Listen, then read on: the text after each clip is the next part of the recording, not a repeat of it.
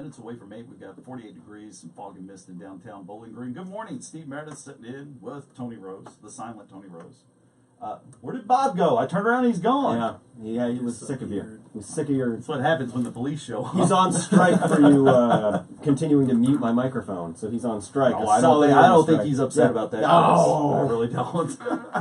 We are joined by Sheriff Shane Doyle from Evans County. Shane, thank you so much for coming in. Good morning. Thanks for having me. Now, this is not kind of a hectic time for you guys, is it? Oh my gosh, it's the busiest time of the year. It's the most wonderful, busy time of the year. Yeah, now you want people to have a wonderful time this year. What can people do? Now, I know between, there'll be some traffic stops here and there, and just, my gosh, the enormous amount of traffic right now. What can people do to be a little safer this holiday season? Well, the main thing is plan your trip ahead. Give yourself plenty of time to get where you're trying to go. Understand that you're not the only person on the road. Because as wait a minute, what now? That's crazy. That's hard for me to wrap my head around that. Yeah, but basically you got to understand that everybody has the same plans and the same outlook on things as you do, and so you just be courteous, be nice to people. Watch what you're doing, and then when you go to those Christmas parties and you're trying to have the best time that you can have.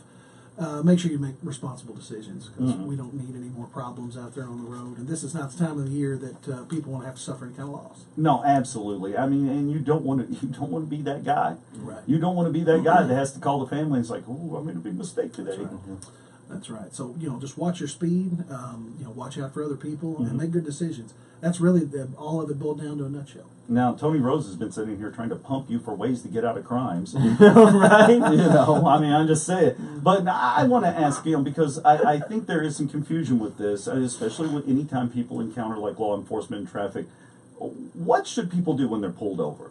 Well, basically, it's like this. 99.9% of police officers, we don't like having to charge people with crimes.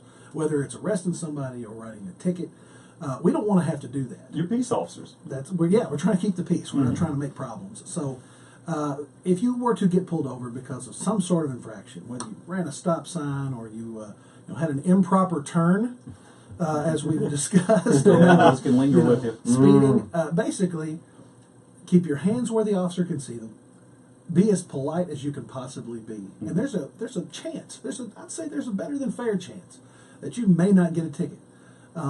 Again, we don't like to write tickets, especially around Christmas, because we understand people have more things that they'd rather spend their money on than court costs and fines. So basically, be nice to the officer, and you might get a little break. Yeah, and listen to what the officer tells you. Of course. I think that's probably something you guys run into a lot of times, that people aren't listening. You're giving them simple commands, and there's a reason. Keep your hands where I can see them. That's exactly right. Well, if we know where your hands are, we know that there's nothing in there that can hurt us, and we have to assume that everybody, that's how officers get hurt, is by not paying their due diligence to what the other people are doing. And so we understand with the blue lights and the passing cars on the side.